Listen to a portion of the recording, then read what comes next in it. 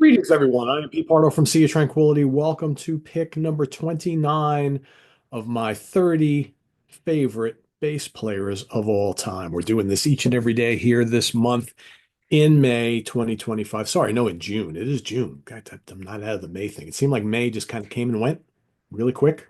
We are in June. It's June the 2nd.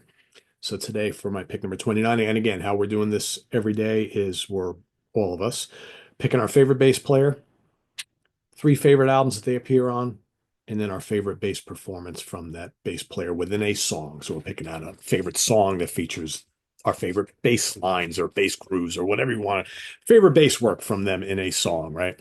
So today for this particular pick, this is an American bass player who's still out there playing live, kicking butt. He's been doing it for close to 60 years now. The man on the Fender Precision bass, he used to have the big head of hair, not as much anymore. He keeps it nice and trim now. I'm talking about from Grand Funk Railroad, Mel Schacher. There he is on his Fender Precision bass right there.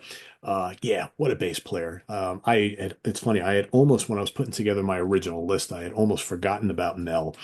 And then I noticed on yesterday's video, a couple of you picked him, and I'm like, oh, yeah, Mel's got to be on my list. Absolutely has to be on my list because he is a groovy cat who really, you talk about someone who delivers the bottom end, right? Because, Grand Funk Railroad, especially in the early part of their career, power trio.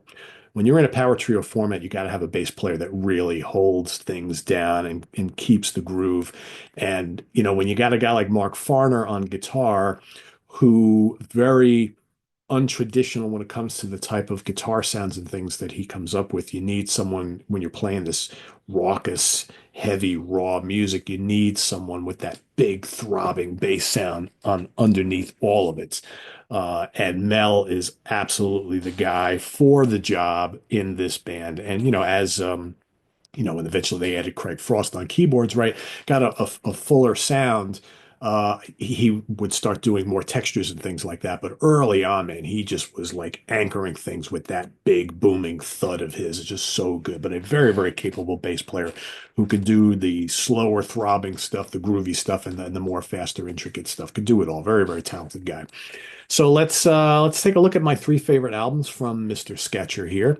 So first of all, I got in all these albums, 1969, 70, 71. Amazing the output of this band from like 69 to 74. Just so many great albums, right? And big selling albums too. My first one is going to be the Grand Funk album. So of course, this bad boy right here, of course, with the Prezi app, and you're seeing this backwards, right? See me backwards, but killer album and contain it's probably my favorite. It's usually my either my favorite or my number two Grand Funk Railroad album of all time. It's just called Grand Funk, otherwise known as the Red Album to many people. This to me has just some immense songs, great riffs and guitar playing and vocals, from Mr. Farner. But more importantly, man, Mel's bass work is just earth-shattering heavy on this album. Got this thing on the move so good. Highfalutin woman, that the bluesy Mr. Limousine Driver with his just kind of throbbing this going on in the background. In Need is just terrific. I mean, him and Mark just doing these awesome, just kind of unison things going on, just so good. Paranoid, right? Talk about fuzz bass. So good. And then, of course, Inside Looking Out, which is absolutely terrific. More on that later. Um, yeah, this is must-have album if you're into getting into the music of Grand Funk Railroad or Mel's bass playing in general. Next up, I'm going to go with from 1970, Closer to Home. Of course, this guy right here. Sin's a Good Man's Brother. Again, love the early fuzz sounds that both Mel and Mark are using on these early albums. So good. I mean, that's just such a raucous track. And while Mark is going crazy doing all these, scalding solos and stuff, Mel is just thundering away underneath it all. Just so good, alongside Mr. Brewer there, Don on the drums, right? What else? Nothing is the same as Gray. Mean Mistreater. Get It Together is very cool, kind of soulful, right? Then, of course, you got I'm Your Captain. How about that bass line at the beginning? It's so good. So good. such a great bass player, so underrated. It's like in this band, for whatever reason, when most people talk about Grand Funk Railroad, they talk about Don and Mark, right? The guitar player, singer, drummer, singer, and I think Mel often has forgotten how important he was to this band. But yeah, I mean, I'm Your Captain is another perfect example of just the great bass playing of this guy. Really, really good. And then my third album pick is going to be E Pluribus Funk. Can't hold it over there. Got to hold it over here. One of the most underrated albums in their catalog, in my opinion. And the other album, when I talk about those albums that are I rank as my favorites from Grand Funk, it's always the second album, the Grand Funk album, the Red Album, and this one. I absolutely love E Pluribus Funk. I mean, the three albums I picked today obviously are my favorites in this catalog. And there's no disrespect to We're an American Band or Shining On or any of the other ones because they're all great. The first one, right? But these three to me are the essence of what Grand Funk Railroad was all about, especially early on. Again, you want to hear more great bass playing. How about foot stomping music? I mean, he just like it's just so good. He's doing all that. Mark is on the Hammond organ. Then Mark comes in with the blistering guitar solo. All the while, you got Mel just popping all over the place. Just so good, really good. People, Let's Stop the War. Just that's how you do big bottom heavy bass sounds. Such a cranking tune. Upsetter, so good. Funky, rhythmically, very, very cool, very busy. I Come Tumbling is another one. Oh, God. Save the Land, Loneliness, right? Just all great no lies, just great stuff on this album. And it's just this is how you do heavy rock with lots of groove. That's just what it's all. It's what they did early on, right? Bringing the funk into heavy music. Awesome stuff. And as far as my favorite bass performance from Mr. Mel, I thought long and hard about this. I mentioned some already that were in the running, but ultimately, I got to go to the Grand Funk Live album for the live version of Inside Looking Out. Of course, their great cover of the Animals song, and they make it their own. To me, it's one of my favorite covers of all time. It's just so great. And boy, Mel is just putting on a clinic here because, of course, they stretch out a little bit more on here. And the parts right before Mark's harmonica solo, he goes into a bass solo that's just so good. It's just so good. And it's just deep and it's cavernous and it's groovy and it's just wonderful. And throughout this whole song, throughout this whole live album, man, he's on fire on this live album and it's just so raw and the bass just like kind of gets into your very essence. That's how heavy it is. So it's just so good. So good. So yeah, Inside Looking Out from the live album is my pick for best bass performance in a song. It's one of my favorite Grand Funk songs too, as a matter of fact. Man, it's just a cut. They just totally make it their own.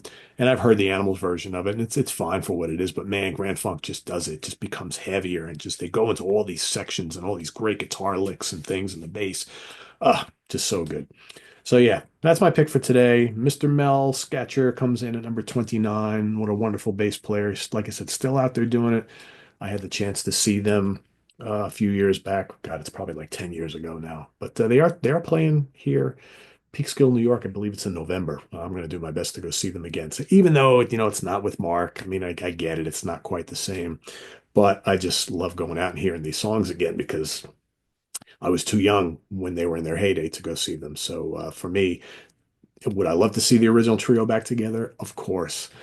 But seeing Don and Mel and the cast of characters that they've had for a while now, although Mr. Kulick just stepped aside, but Max Carl is with them. I forget who they got in recently, but yeah, I just like going and hearing these songs. But it would be wonderful because I love Mark Farner to see them kind of mend the fences and get back in together again. But I don't think that's going to happen at this point. So yeah, Mel is my pick for today. Let us know what you think of Mel Schacher from Grand Funk Railroad down in the comments below. I'm going to say goodbye to him. There we go. You got me back normal here. And list your pick down below and your individual album and song picks and all that good stuff. And we'll see you tomorrow for pick number 28. Visit us on the web at www.seatranquility.org. We're on Facebook. We're on YouTube all together all the damn time. Please subscribe if you haven't already and click on that notification bell so you get alerted of all of our content as a post. And please do hit the like button before you leave. Also, down below, we got the links to our Ko-Fi page for channel donations, our merch page, our Cameo page, and the Sea of Tranquility membership options all down below. Thanks everybody for your contributions. It's greatly appreciated. And we'll see you soon here with more stuff. Don't forget tonight, coming up, Hudson Valley Squares. It's the first Monday of the month, so it's Hudson Valley Squares night. We are going to be talking about the great Roadrunner Records, history of the label, and our favorite album releases that have come out on Roadrunner over the years. There's a lot of them. So I've asked everybody to pick out their three favorite releases from Roadrunner. There's some legendary albums on this label. There's a lot of really, really strong albums that have come out over the years, so it's going to be tough. Like, do you pick the absolute favorites? Do you go with stuff that's more recent that you love a lot too? We'll see what everybody does, right? So that's coming up on the Hudson Valley Squares tonight. Do not miss that. Uh, More stuff happening all week. Got new album reviews for you. Got Friday morning at the Funhouse later this week. We're going to be talking about our favorite album productions from Mutt Lange, right? So that's coming up on Friday. We got the Professor's Picks. We've got Jamie Laszlo and the Review Crew ranking the albums of Malice coming up on Sunday, plus all sorts of other assorted stuff. I also have a show I'm going to be bringing to you the next day or two, probably tomorrow. Um, I've never done a show, believe it or not, where I've talked about my 10 favorite prog bands of all time. Never done it. I've all talked about favorite albums and songs and all sorts of other stuff, but never where I said these are my definitive 10 favorite progressive rock bands of all time. That's coming this week, so stay tuned for that. And I've got a bunch of other things. I know I need to get back to doing the ranking the epics. The next one on the list will be King Crimson. I kind of have the list all ready to go. I just need to kind of put it in order, but that's coming up soon too. So all that and more here on the channel. I'm Pete Pardo. Thanks for watching, everybody. See you soon. Also, we've got 4 Fusion Friday this week. That's right. Almost George will yell at me if I don't remember. It is the first Friday of the month on Friday, so we will be bringing you another episode of 4 Fusion Friday for all you fusion nuts out there. So stay tuned for that. Instrumental music at its finest, and yeah, and more.